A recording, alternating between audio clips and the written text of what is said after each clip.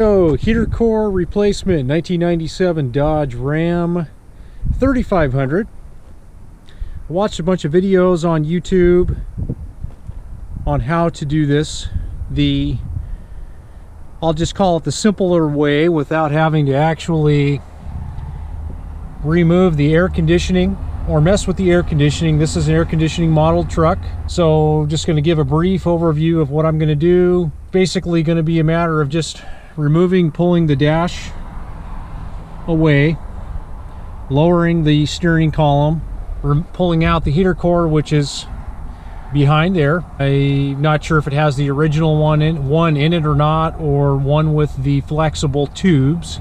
If it has the flexible tubes, then it should just pull right out. If it doesn't have the flexible tubes, if it has a factory one, then I'll have to cut that out. So the first step is just going to be a matter of disconnecting the grounds from the battery, draining the coolant. Got a little bucket here and a little hose, which I'll attach this to the radiator, drain the coolant into this bucket. I've got these heater hoses coming off the engine here. I'll be replacing these. This is the heater core that I picked up. This is the Napa part number. The good part about this is, there's the heater core. It's what it looks like. The good part about this heater core is it does have these flexible tubes, or they refer to them as swivel mounts. Swivel up and down so you can maneuver them out of the blower motor assembly. And what the videos I've watched online, you are supposed to be able to put this in without having to actually remove the whole heater blower air conditioning assembly away from the firewall. Let's get this project started. Okay, so I might as well take some more GoPro footage. So I've got access to the heater core right there. You can see it has the factory heater core in it. I just have the dash suspended by a ratcheting strap. Dropped the steering column with the two 10mm bolts, and everything just fell out very simply. Removed this one bolt here. 2 bolts on the either side for the dash. What I'm going to have to do here, since this is the factory one, these tubes do not swivel, so I'll have to cut these with a little small saw so that I can pull this out. Just got to remove this little grounding strap right there, and this should pull right out of here. So far so good. I think I have about an hour, probably a little bit less than an hour into it at this point. Here's a tool I'll be using to cut through those tubes, just a little small multi-variable speed with a small little cutoff disc wheel on it. Okay, so there we go. Just cut through the tubes, the bolt tubes. You can see there, they're both, free movement.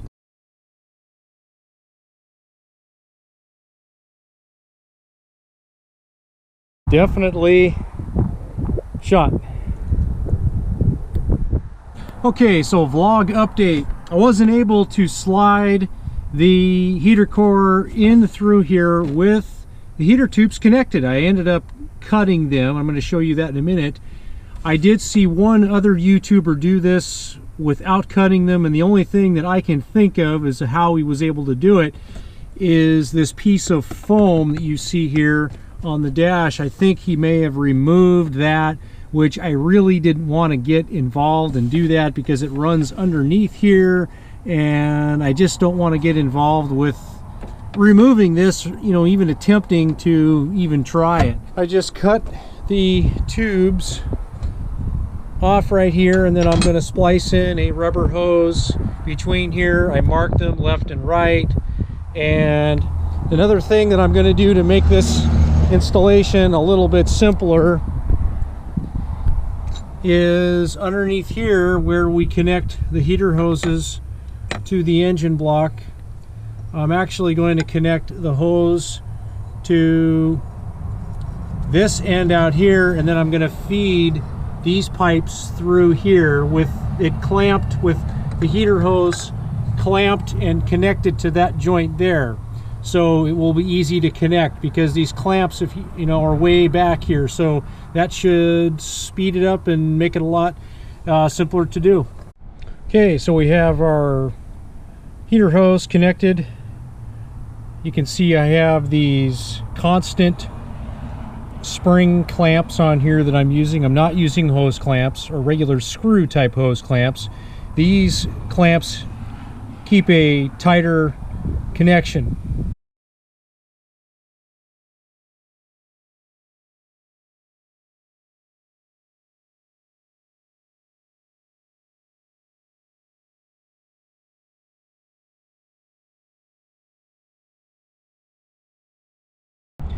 Okay, so there we go. We have them both in position, and as you can see, that saved a lot of time versus trying to put those on, make that connection back all the way back at the firewall. Now it's just a matter of connecting them here.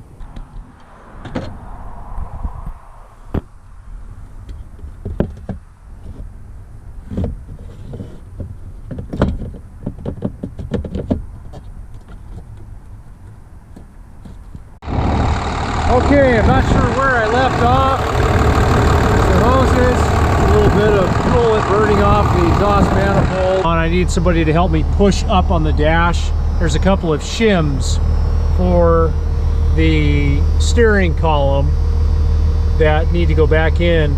Not seeing any water leaks yet. We should be good. Like I said, I think I pointed out earlier, I did use these squeeze type hose clamps. These are supposed to make a tighter seal that lasts a long time. They're a constant seal. So, you know, when you use a regular hose clamp style, they have a tendency, they're not a constant clamp. They have a tendency to need to be more tightened, and then that's where these come into play. Napa did not sell them. I had to go to True Value Hardware out of one of the roto bins and buy them. They were about 50 cents a piece. I think I've got probably 4 hours or so into it. Not too bad of a job.